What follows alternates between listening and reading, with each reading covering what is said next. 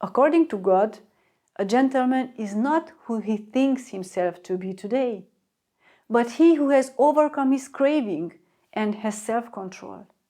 But we cannot put all spices in the same pot and forbid all spices, because God does not do this.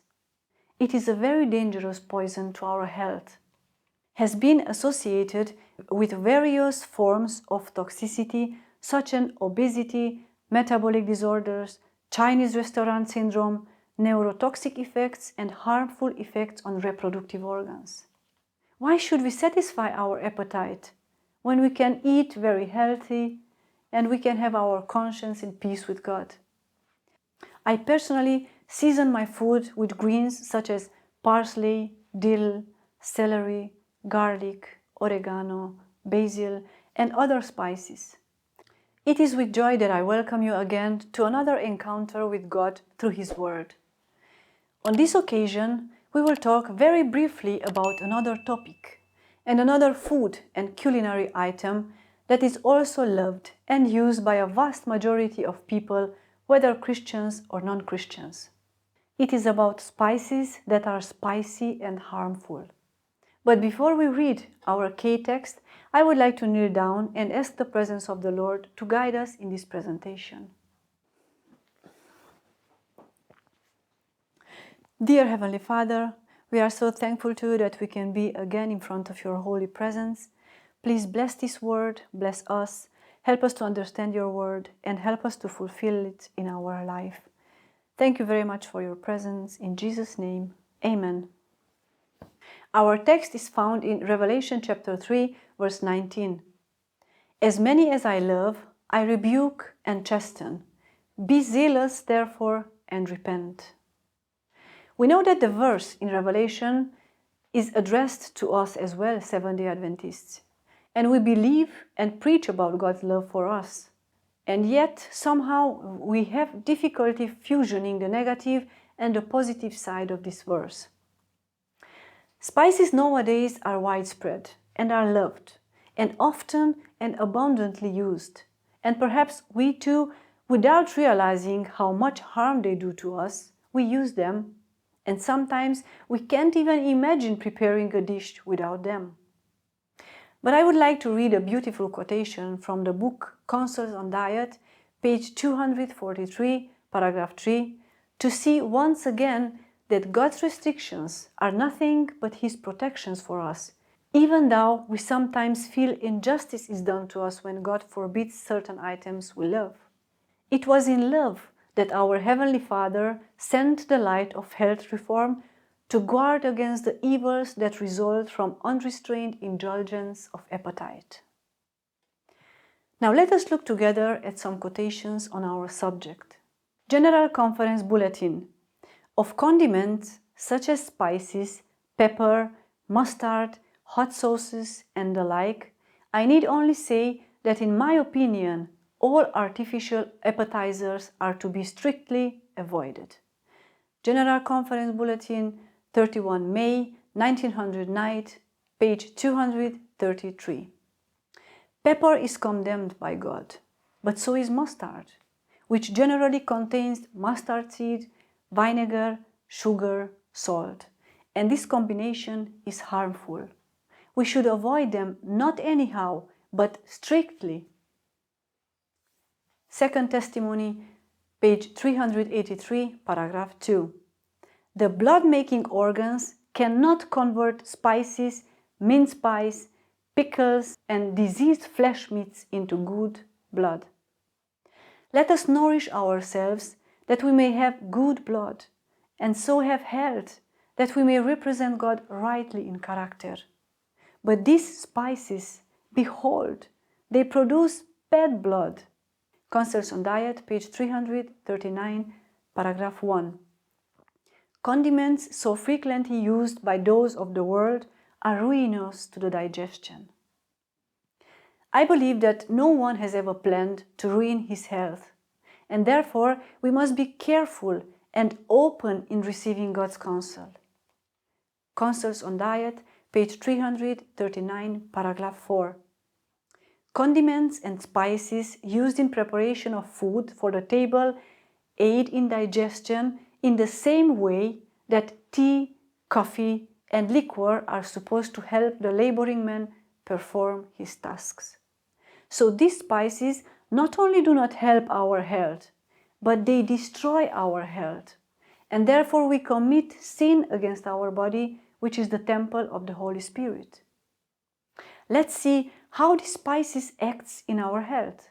Concerns on Diet, page 341, paragraph 2. Spices at first irritate the tender coating of the stomach, but finally destroy the natural sensitiveness of this delicate membrane.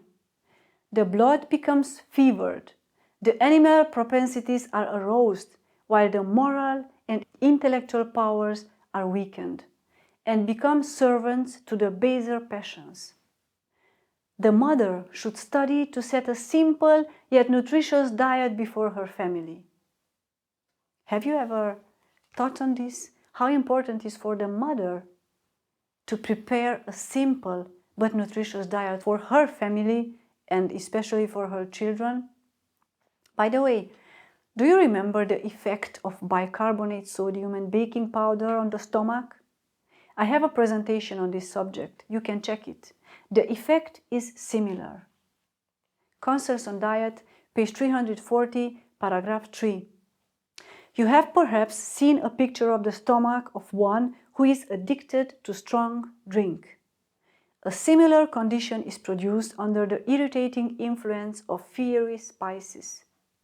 With the stomach in such a state, there is a craving for something more to meet the demands of the appetite, something stronger and still stronger. It should come as a shock to those of us who do not consume alcohol or any hard drinks. Can we imagine? It's the same effect. Either you drink alcohol or you eat spices. Let's see what the result is when parents don't reform their children's diet. Concerns on Diet, page 239, paragraph 2. Parents who have taught their children to eat unhealthful, stimulating food all their lives until the taste is perverted and they crave clay, slate pencils, burnt coffee, tea grounds, cinnamon, cloves, and spices cannot claim that the appetite demands what the system requires. The appetite has been falsely educated until it is depraved. The fine organs of the stomach have been stimulated and burned until they have lost their delicate sensitiveness. Simple, healthful food seems to them insipid. The abused stomach will not perform the work given it unless urged to do it by the most stimulating substances.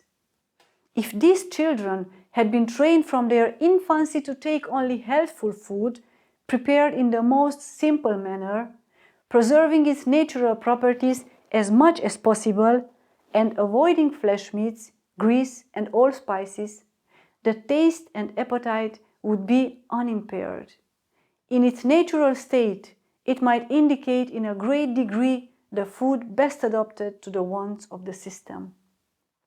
We see, today we no longer live in those days when every occasion on which we ate, we could sit down nicely at the table with the whole family and have a beautiful fellowship.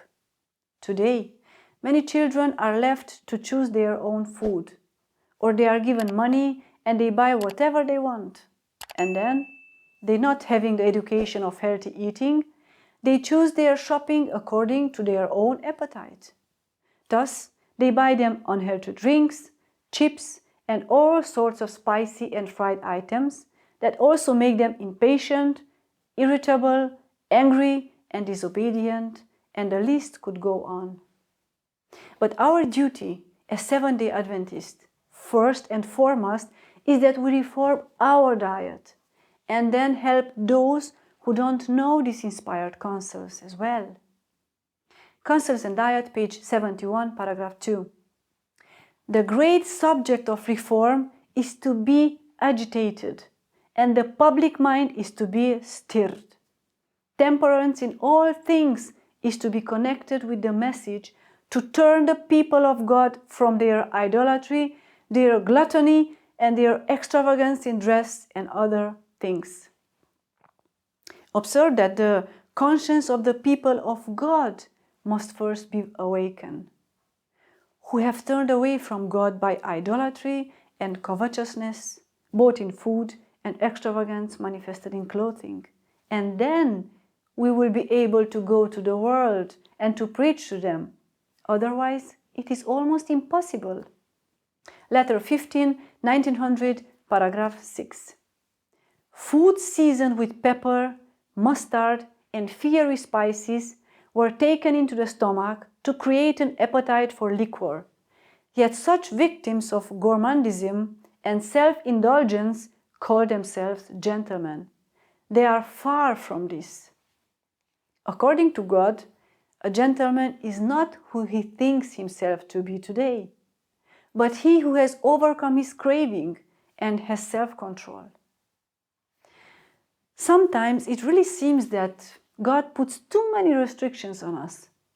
But it is very important to understand that God does this out of love. And we should appreciate the way in which God manifests His love through restrictions. Ministry of Healing, page 325, paragraph 2.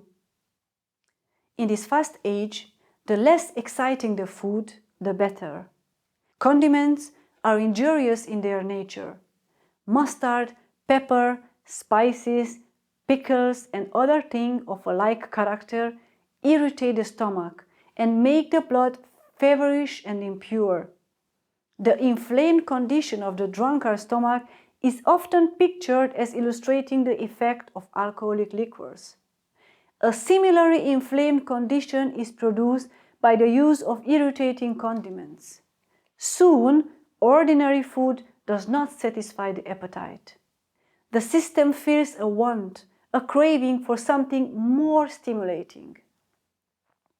Now, Ellen White is the prophet of our time, and some of us accept that both theoretically and practically, others not so much.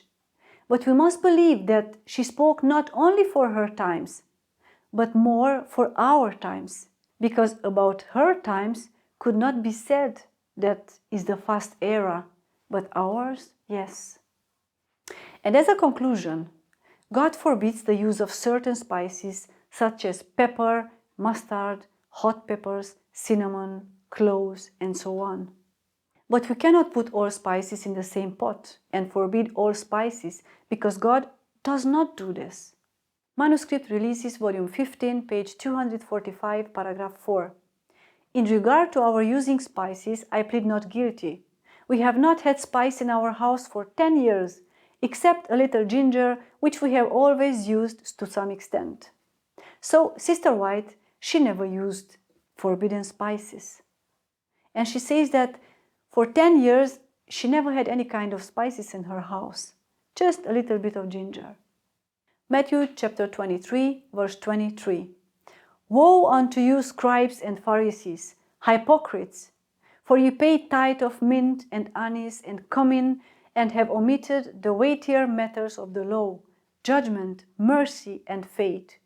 These ought ye to have done, and not to leave the others undone. So from this verse, we can see that these spices were used, and God did not rebuke the Pharisees for using them.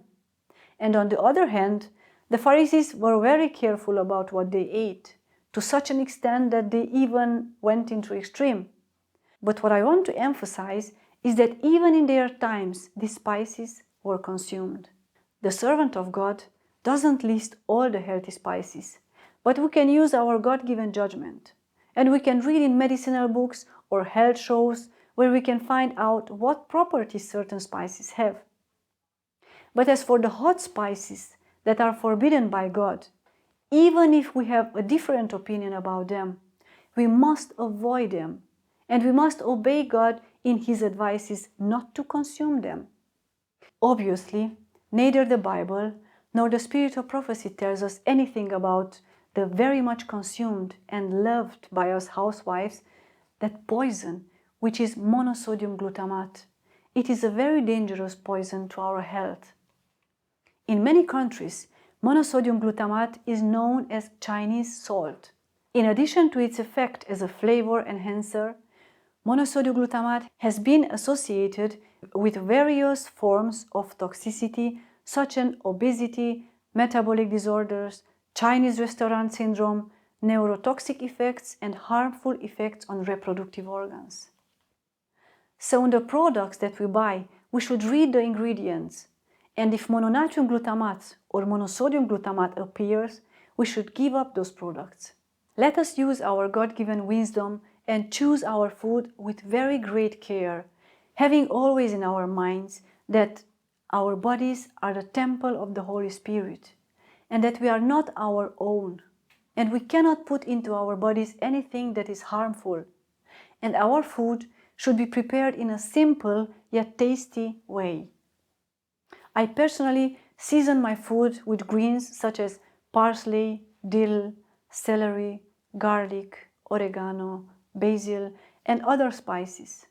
I also use Celtic salt, which is of good quality and contains a lot of minerals. But in addition to all this, my husband and I, we have educated our taste on principle precisely because we also want to tell God that He knows best what is good for us. Here you can see some ideas from our lunches, which are never fried and never seasoned with spices forbidden by God. It is very important so that our food, our lunches, to look good, to have appetite, but to be in a very simple and in a very healthy manner prepared. Because through this, we have to tell God, "Dear God, I want to obey you in everything. You created my body. You know what is good for me. So, actually, why should we kill ourselves? Why should we satisfy our appetite when we can eat very healthy and we can have our conscience in peace with God?" May God help each of us to have an open heart to God's word, in which He teaches us and rebukes us for our good. And I wish you all a balanced mind and a strong health by God's grace. Amen.